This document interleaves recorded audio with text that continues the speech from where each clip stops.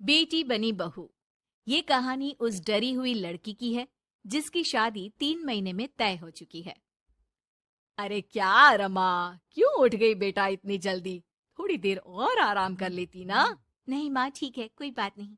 ये बताओ, चाय के साथ नाश्ते में क्या लोगी? अरे कैसी बात कर रही है रमा, कल तक तो तू ऑर्डर दिया करती थी कि ये खाना है वो खाना है। आज तू हमें पूछ रही है, क्यों बेटा? माँ अब ऐसे ही बोलिए ना, क्या खाएंगी? बेसन की रोटी बना दूं दही के रायते के साथ? माँ कुछ सोचती है फिर कहती है, अच्छा सुन, ये बता, रोहन का फोन आता है? शादी होने वाली है तेरी उससे, बात करती रहा कर। हाँ हाँ हाँ माँ, बात होती रहती है, मॉर्निंग में मैसेजेस भी डालती हूँ। अच्छा माँ, नाश्ता बना कर आती हूँ। ये बदलाव रमा में अचानक आए थे। कहाँ तो वो देर से उठती, बिस्तर पर ही नाश्ता खाना और आराम से नहाना। माँ ने बचपन से ही किसी राजकुमारी की तरह रखा। पढ़ने में होशियार और काफी सोचने वाली लड़की थी रमा। क्या बात है, आज तो नाश्ता बिल्कुल अलग बना है। ये कॉम्बिनेशन अपने घर में तो मैंने नहीं खाया। पापा, वो रोहन की मम्मी सोमवार को यही खाती है, इसलिए मैंने बनाया सीखने के लिए।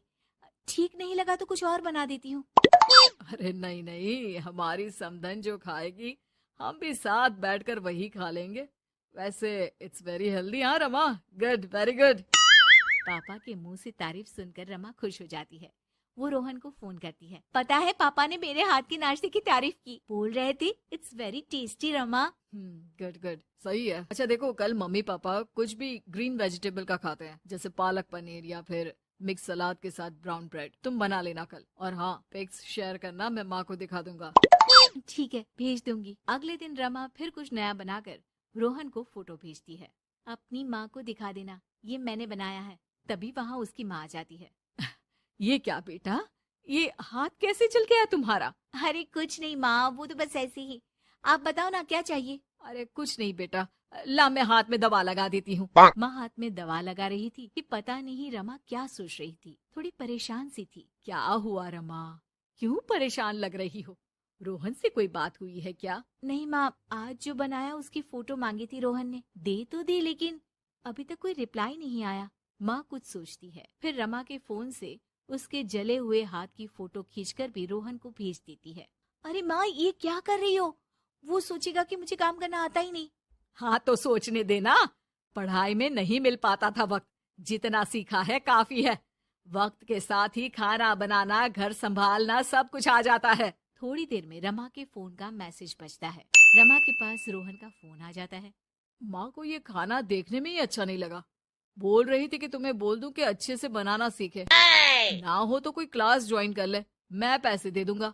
और हाँ, प्लीज यार ऐसी डरावनी जलने कटने खून खराबे वाली फोटो मत भेजा करो। जल गई क्या? तुम्हें खाना नहीं बनाना आता क्या? मुझे ब्लेम मत करो। मैंने ब्लेम करने के लिए नहीं, बस अपनी सीरियस एफर्ट दिखाने के लिए ये फोटो भेजी थी। वैसे भी मैंने नहीं, मॉम ने भेजी थी, पता नहीं क्यों। ओ यार, तुम्हारी मॉम क्यों इतना इंटरफियर कर रही है? वैसे अभी ये हाल है तो बाद में तो वो हमारे घर में ही ताक जाग करती रहेंगी। उनसे कहो कि मैं तुम्हें उस घर के लिए तैयार कर रहा हूँ जहाँ अब तुम्हें पूरी जिंदगी रहना है। रमा को रोहन की बात ठीक नहीं लगती। वो फोन रख देती है, लेकिन सोच में पड़ जाती है कि आखिर वो ये बात माँ को बताए कि नहीं। अब हर वक्त या तो वो रोहन का बताया खाना बना रही होती है, या उसके कहने पर उसकी पसंद की टीवी शोज, वेब सीरीज या फिर किताब पढ़ रही होती है। क्या बात है रमा, आजकल मैं देख रही हूँ कि तुम बहुत परेशान सी रहने लगी हो। कोई बात हो तो बता दो बेटा। नहीं माँ, वो रोहन ने कहा था कि उसकी पसंद मुझे पता होनी चाहिए, जिससे कल को हम साथ हो तो हम लोग मिलकर अच्छे से बात कर पाए। उसने कुछ वेब सीरीज देखने को कहा था, लेकिन क्या कहूँ माँ, मेरी तो समझ में ही नहीं आ रही वेब सीरीज। अरे तो बोल देना रोहन को नहीं देखनी, या फिर एक काम कर, तू उसे अपनी पसंद का सिर्फ एक गाना सुनने को बोल। ला मैं मैसेज कर देती हूँ। ना ना माँ, आप तो रहने दो। पिछली बार भी जब मैंने उसे बोला कि आपने मैसेज किया है तो वो गुस्सा हो गए थे। अच्छा, क्या बोल रहा था? यही कि माँ क्यों इंटरफेयर कर रही है, मैं तुम्हें उस घर के लिए तैयार कर रहा हूँ जहाँ तुम्हें पूरी जिंदगी रहना है। माँ अब समझ जाती है कि रोहन उसकी रीमा के लिए ठीक नहीं है। रहने दे रीमा, ये रोहन मुझे ठीक नहीं लगता। तू बोल तो मैं कोई और रिश्ता देखूं। अरे नहीं माँ, मेरे पूरे फ्रेंड सर्कल में ये बात हो गई है, नाते रिश्तेदार आस पड़ोस सभी। हाँ ठीक है बेटा, चल कुछ दिन और देख ले। लेकिन ये मत सोचना कि यहाँ शादी नहीं हुई तो कुछ बुरा हो जाएगा। ये देखना कि इससे शादी हुई तो भविष्य कैसा रहेगा। समझी? प्यार, विश्वास और इज्जत से बढ़कर कुछ भी नहीं है। रीमा माँ की बात पर हाँ बोलकर वहां से चली जाती है। अगले रोज रोहन का फोन रीमा के पास आता है। मैंने तुम्हें एक स्किन डॉक्टर का फोन नंबर दिया है।